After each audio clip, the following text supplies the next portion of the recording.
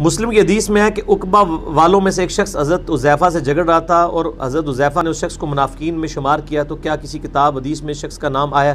واللہ عالم جی۔ صحیح مسلم میں 7035 نمبر حدیث ہے کہ نبی علیہ السلام نے فرمایا کہ میرے اصحاب میں 12 منافقین ہیں،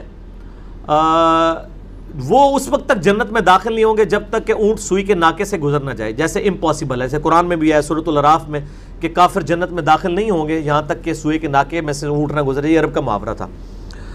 تو وہ منافقین کے نام حذیفہ ابن یمان کو نبی علیہ السلام نے بتایا۔ مسئلہ 96 ہے میرا، عظمت صحابہ، رد المنافقین اور سنی شیعہ کے اختلاف کا تحقیقی جائزہ۔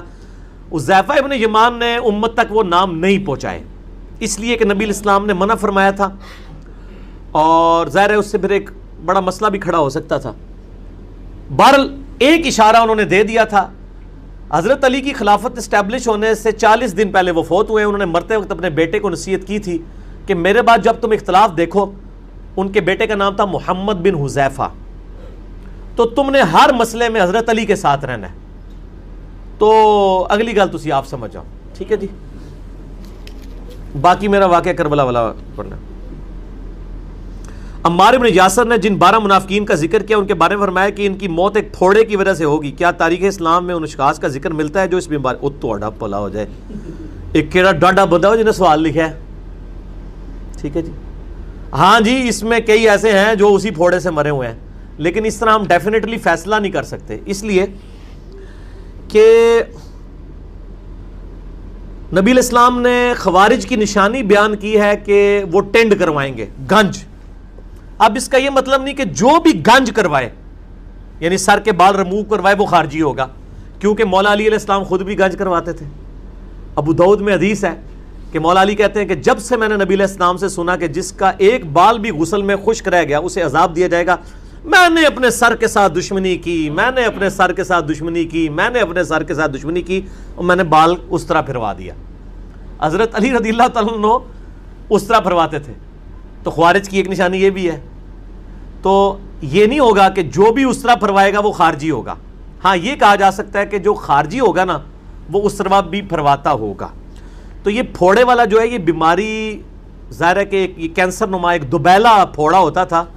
اب وہ ظاہر ہے کہ آپ یہ تو علماء سے پوچھ کے چلیں، ان علماء سے ہی آپ جا کے پوچھیں کہ نبی علیہ السلام کے ساتھیوں میں سے کون سے لوگ ہیں جو دوبیلا پھوڑے کی وجہ سے دنیا سے گئے ہیں۔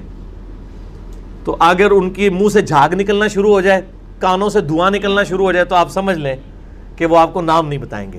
تو میں نے تو ویسے ہی نہیں بتانا آپ کو، یہ اپنے علماء سے پوچھ کے چلیں۔ یہ کہتے ہیں نا علماء سے پوچھ کے چلیں، تو آپ علماء سے پوچھتے، اچھا ایک طرف یہ آپ کو کہتے ہیں ہم سے پوچھیں، جب پوچھنے جاتے ہیں تو اینڈ پہ جاندے نے اگوں اللہ دے بندے ہو کہ وہ جس طرح سورۃ الاعراف ہی آیا ہے کہ اللہ نے علماء سو کی مثال دی ہے کتے کی سی کہ وہ زبان ہانپتا رہتا ہے، اور واقعی آج بھی اسی طرح ہی ہوتا ہے کہ وہ بنی اسرائیل کے تو علماء سے زبان ہانپتے تھے، تو مطلب آگے پتہ نہیں کہاں تک اتر آتے ہیں۔ تو چلیں ہم اس نے ظن رکھتے ہیں، آپ جن کو علماء حق سمجھتے ہیں ان کے پاس جائیں گے، جی آپ نے یہ جو پھوڑے کا نام ہے دوبیلا، حدیث نمبر ہے صحیح مسلم میں 7035 انٹرنیشنل نمبر کے مطابق، مسئلہ نمبر 96 میں موجود ہے، وہ آپ دیکھ لیں اور آپ اپنے علماء سے پوچھ کے چلیں کہ یہ کون ہے، ٹھیک ہے جی۔ اگر آپ کے علماء یہ کہیں یہ باتیں نہیں کرنی چاہیے تو ان کو کہیں کہ اس کا مطلب ہے are you trying to teach your profit, یعنی آپ کیا اپنے نبی کو یہ سمجھانا چاہ رہے ہو کہ یہ باتیں نہیں کرنی، کیونکہ ہمیں تو نبی علیہ السلام نے بتائی ہیں نا۔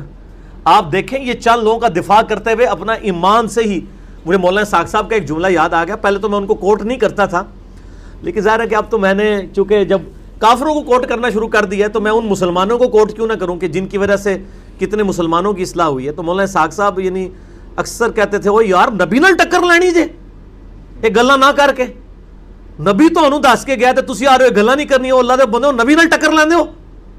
بھائی اسی تے نہیں نبی نال ٹکر لیندے۔ اگر نبی علیہ السلام نے فرمایا کہ جی میری بیوی پر ہونپ کے کتے بھونکیں گے، تو نبی علیہ السلام کو اپنی بیوی کی عزت ہم سے زیادہ پیاری ہے۔